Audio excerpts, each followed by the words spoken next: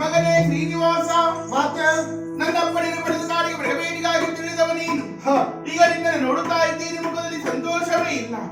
ಜ್ವರತಾಪ ಬಂದವರ ಹಾಗೆ ಸುಮ್ಮನೆ ಮಲಗಿದ್ದೀಯಲ್ಲ, ಯಾಕೆ ಏನಾಯ್ತು? ಅಮ್ಮ ಏನ ನಿಂಬೆ ಬೊಗಳು,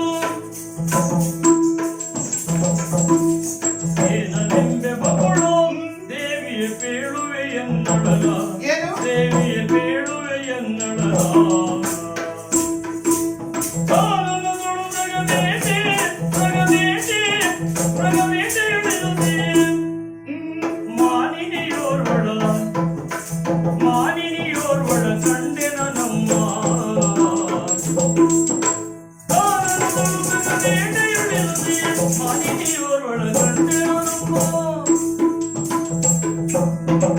ಅಮ್ಮ ಕಂದ, ನಿಮ್ಮಿಂದ ಅಪ್ಪಣೆಯನ್ನು ಪಡೆದು ಜಗಬೇಟೆಯಾಗಿ ಕಾಡಿಗೆ ಹೋದದ್ದು ಸತ್ಯ.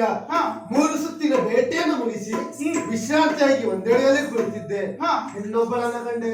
ಯಾರಾಗೆ? ಪದ್ಮಾವತಿಯಂತೆ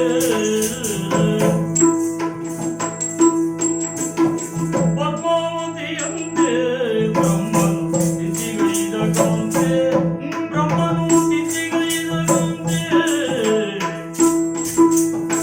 ಮುದ್ದು ಮಗದ ಚೆಲುವೆಯ ಚೆಲುವೆಯ ಚೆಲುವೆಯ ಕಂಡೆ. ಏನೇನು? ಮುದ್ದು ಮಗದ ಚೆಲುವೆಯ ಕಾಣುತ್ತ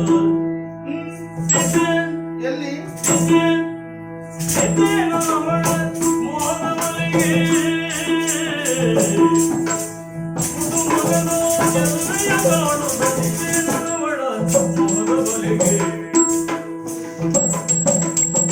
ತೋಂಡದೇಶದ ಅಧಿಕಾರಿ ಆಕಾಶರಾಜನ ಮಗಳಂತೆ, ಹೆಸರು ಪದ್ಮಾವತಿ ಎನ್ನುವ ಹಾಗೆ. ಅವಳನ್ನು ಕಂಡಾಕ್ಷಣ ಮದುವೆಯಾದ ಅವಳನ್ನೇ ಮದುವೆ ಆಗ್ಬೇಕೆನ್ನುವ ಹಾಗೆ ಮನ ಮಾಡಿದವ ನಿಮ್ಮ ಮಗ. ಹೆಣ್ಣನ್ನು ಕೇಳಿಕೊಂಡು ಬರ್ತೀರಾ? ಕಂದ, ನಾವು ಬಡವರಾಗಿದ್ದೇವೆ. ಅವಳಾಗಲ್ಲ ಒಂದು ನಾಡಿನ ಅಧಿಕಾರಿ ಕುವರಿ ಆಗಿದ್ದಾರೆ. ಎಲ್ಲಿಯಾದರೂ ವಧು ದಕ್ಷಿಣ ಕೇಳಿದ್ದು ನಾನು ಎಲ್ಲಿ ಹೋಗಲು ಕಂದ? ಸಾಲ ಮಾಡೋಣ.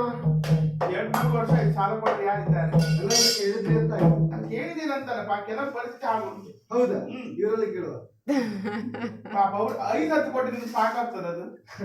ಹೌದು ಹೌದು. ಅಮ್ಮ ಹಾಗಂತ ಚಿಂತಿಸುವಂತ ಅಗತ್ಯ ಇಲ್ಲ.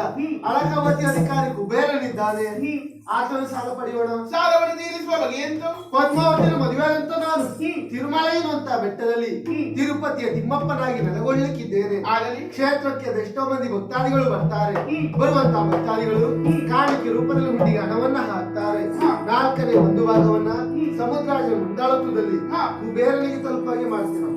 ಹಾಗಾದರೆ ಆದರ್ಶನಿಗೆ ಮನೆಯಲ್ಲಿ ಶ್ರೀನಿವಾಸ ಕಲ್ಯಾಣ ಎನ್ನುವುದು ನಡೆದು ಹೋಗಲಿ. ಹಾಗೆ ಶ್ರೀನಿವಾಸ ಕಲ್ಯಾಣ, ಕಲ್ಯಾಣ